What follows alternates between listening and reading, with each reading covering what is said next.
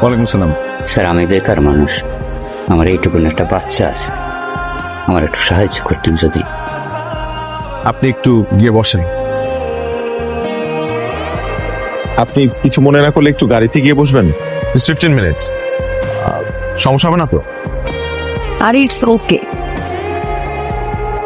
Sir এখন কি করবে জানেন ম্যাডাম? না, কি করবেন? এই লোকটাকে যে কোনো একটা ছোটখাটো ব্যবসা ধরায় দেবে। কেউ ভিক্ষা চাইতে আসলেই যে কোনো একটা ব্যবসা ধরায় দেবে। কি ব্যবসা? এই বাদামের ব্যবসা, তারপরে হলো ডিমের ব্যবসা, টং দোকান, এরকম ছোটখাটো ব্যবসা ধরায় দেয়।